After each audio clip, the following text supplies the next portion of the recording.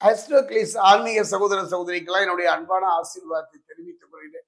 ஆஸ்ட்ரோகிளிட்ஸை பொறுத்த வரைக்கும் குரு பெயர்ச்சி, சனி பெயர்ச்சி இரண்டையும் சொல்லி வந்தாலும் கூட அந்த இரண்டு பெயர்ச்சிகளையும் எந்த விதமான ஒரு தாக்கத்தையோ மாற்றத்தையோ தர முடியாத ஒரு காலகட்டம். சனி பகவானை பொறுத்தவரை கர்மாவின் பலனை தந்து கொண்டிருந்தார் இருக்கின்றார். அந்த வகையில் பார்க்கும் பொழுது இந்த 2026ல மேஷத்திலிருந்து ரிஷபம் கிட்டத்தட்ட பாத்தீங்கன்னா இந்த மாதம் 21ஆம் தேதி பாத்தீங்கன்னா செவ்வாய் பயிற்சி. இந்த செவ்வாய் பயிற்சி எவ்வாறு இருக்கு? மேஷத்திலிருந்து ரிஷபத்தில் மாறுகின்ற இந்த மாதம் 21ஆம் தேதி மாறுகின்ற செவ்வாயினுடைய பலனை இப்ப பார்க்கலாம்.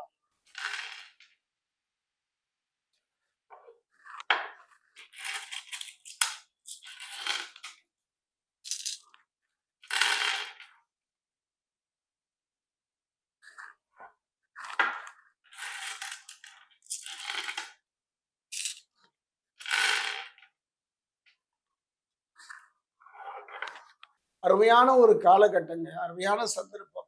பலனை எதிர்பாராமல் பணிபுரிந்தவங்களுக்கெல்லாம் அந்த பலனை கைமேல் கொடுக்க போகின்றார். செவ்வாயினுடைய பயிற்சியை செவ்வாயினுடைய நிலைமையை வைத்துமே நான் சொல்லலைங்க.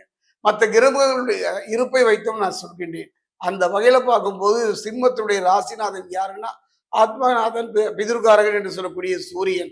அவன் 10லே திக்பலம் பெறுகின்றார். அஷ்டமத்து சனியும் நடப்பதால் ஜனன ஜாதகத்தில் சந்திர தசையோ சந்திர புத்தியோ நடந்தால் கவனமாக இருப்பது அவசியம். கொஞ்சம் பாருங்க. உங்களுக்கு இந்த ஜாதகத்தை எடுத்துட்டு போய் அருகில் உள்ள ஜோதிடரை காத்து அது பாத்தீங்கன்னா என்ன நிலை சந்திர புத்தியோ நடந்தால் சந்திர தசையோ நடந்தால் கவனமாக இருக்க வேண்டும் என்பதை தெரிந்து கொள்ளுங்கள். அவ்வாறு சந்திர தசையோ சந்திர புத்தியோ இல்லாவிட்டால் கவலைப்பட வேண்டாம். ஜென்மராசியில பாத்தீங்கன்னா ஞானகாரகன் கேது, களத்திர ஸ்தானத்துல பாத்தீங்கன்னா யோககாரகன் ராகு, அஷ்டமம் அதாவது 8ஆம் இடம் பாத்தீங்கன்னா ஸ்தானத்துல சனி. கொஞ்சம் உடல்நலத்துல கொஞ்சம் கவனமா இருங்க. அலட்சியமாக இருந்து விடாதீர்கள். சுவரி இருந்தால் தானே சித்திரம் வரைய முடியும். களத்திரகாரகன் என்று சொல்லக்கூடிய சுக்கிரன் மட்டும்தான் ஓரளவு சாதகமான பலனை இந்த செவ்வாய் பெயர்ச்சியில் முழுமையாக தரப்போகிறார். கவலைப்பட வேண்டாம். தசா புத்திகளும் அனுகூலமாக இருப்பின் ஒரு அரிய சந்தர்ப்பம்.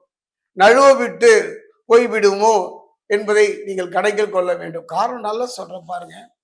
இந்த காலகட்டம் எல்லா கிரகங்களுமே எதிரும் புதிராம இருக்கின்ற ஒரு காலகட்டம் இந்த செவ்வாய் பயிற்சி.